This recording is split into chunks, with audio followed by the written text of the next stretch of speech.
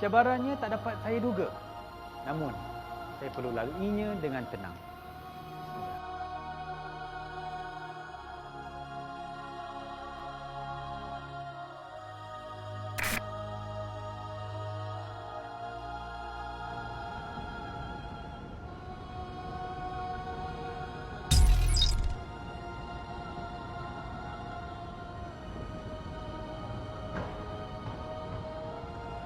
Sekarang ni saya dah pun memasuki di kawasan di mana diletakkan mayat-mayat. Dan di sini adalah peti penyimpanan mayat. Gelap. Mereka yang bekerja di bilik mayat ini kata mereka yang sering diuji dengan sedikit cabaran yang mana mereka bertugas di tempat yang mana tempat itu diletakkan orang yang telah meninggal dunia dan orang yang kata meninggal dalam keadaan yang sempurna dan ada yang meninggal yang keadaan tidak sempurna. Biasalah bila berlaku kematian ni mungkin ada makhluk-makhluk halus lain yang kata yang cuba menghuni. Syaitan ni memang dia suka tempat-tempat yang sunyi yang tidak ada gangguan dan di mana kalau tempat itu letakkan mayat, di mana kadang mayat itu bercampur darah. Jadi syaitan ni memang ada syaitan atau makhluk halus ni dia suka kepada darah. Saya tak tahu nak mulakan dari mana. Mungkin sebagai petugas penjaga rumah mayat ni, mereka harus memeriksa peti mayat ini. Bau dia tak boleh tahan lah.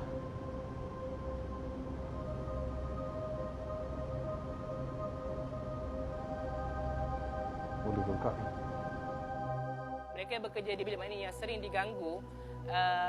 Saya boleh simpulkan bahawa mungkin disebabkan oleh mungkin perasaan takut mereka. Sebab apa? Sebab bila kita rasa diri kita takut, kadang perasaan takut itulah yang membuatkan kita rasa macam ada sesuatu yang memahatikan kita.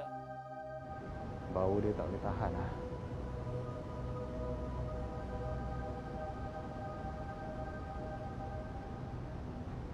Boleh bengkak ni.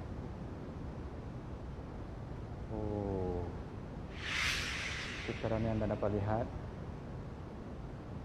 keadaan di dalam ni. Tak dapat saya nak jelaskan dengan kata-kata kerana inilah pertama kali saya membuka peti penyimpanan mayat. Dan untuk anda, ini mungkin pengalaman baru anda. Saya tak tahu macam mana nak digambarkan bila dalam bilik ni. Apalah. Saya tak dapat nak cakap macam mana. Saya dapat dua meja besar. Saya tak tahu ni meja. Ni tangki. Ini mungkin tangki simpan mayat tu.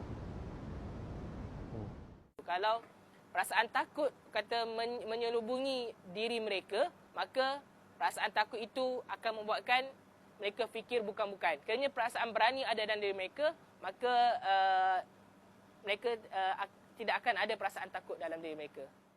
Saya tak tahu sama ada saya berani ataupun tidak untuk buka kain penutup ni.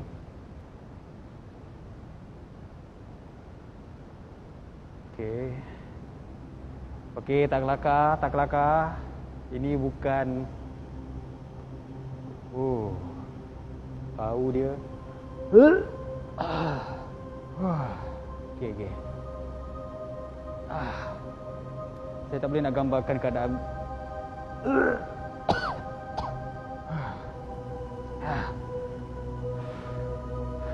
Kalau benda tu kita tak kenal pasti, tapi sebagai satu benda yang pernah kita tahu ia hidup dan terbujur kat sini, siap ada air-air kat bawah ni kan. Dia menyarap pula. Alah.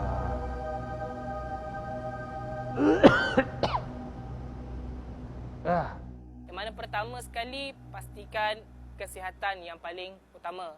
Sebab kadang-kadang kesihatan akan mempengaruhi sesuatu. Jadi sebelum memulakan aktiviti tersebut, pastikan persediaan rohani telah cukup.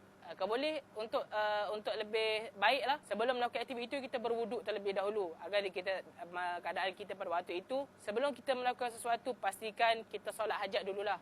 Solat hajat mohon Allah lindungkan kita daripada segala perkara yang tidak diingini dan sebelum memulakan tugasan ayat kursi mempunyai 1001 khasiat di dalamnya yang mana ayat kursi boleh menjadi pendinding yang paling kuat, mana syaitan ni dia tak boleh menghampiri mereka yang mengamalkan ayat kursi. Di keliling kita ni akan ada satu pagar yang memagari kita daripada makhluk halus itu datang menghampiri kita. Pastikan anda membaca ayat kursi dengan sempurna, tidak ada cacat celah pada bacaan tersebut. Kemudian selepas baca itu, anda tiup di sekeliling anda, kata dalam keadaan kata selepas baca ayat kursi itu dah bacaan yang terakhir dah habis, buat kata hembus daripada kiri sampai ke kanan. Dan insya-Allah sekiranya ada gangguan itu hanya berada di sekitarnya sahaja. Dan sebagai peninding untuk dirinya, sentiasa berdoa pada Allah agar dilindungi daripada kejahatan makhluk yang melata. So dekat sini ada 4, saya tak tahu ada berapa, mungkin ada 6, ada 8 jenazah ataupun mayat yang disimpan di sini.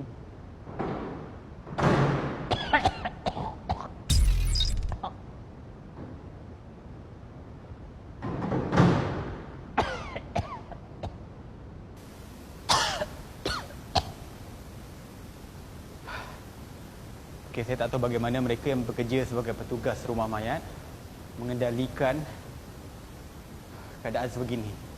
Okay. Kepada anda yang di luar sana, tugas ini bukan mudah. Untuk menjaga keseluruhan kawasan ini ataupun tempat ini, kekuatan emosi, fizikal dan juga mental kena kuat. Sebab mengendalikan mayat-mayat yang ada yang sempurna dan ada yang tidak cukup sempurna. Okey, sekarang ni saya rasa cukup sampai sini saja tugas saya menjaga kawasan rumah mayat ni. Dan bagi saya, bunyi apa tu? Sabar lah. Tutup ni. Mereka yang pernah melalui pengalaman seram ataupun misteri, mungkin mereka ada alasan mereka yang tersendiri. Air ni okey. Otak tu mungkin dah. Okey, sekarang ni cukup sampai sini saja.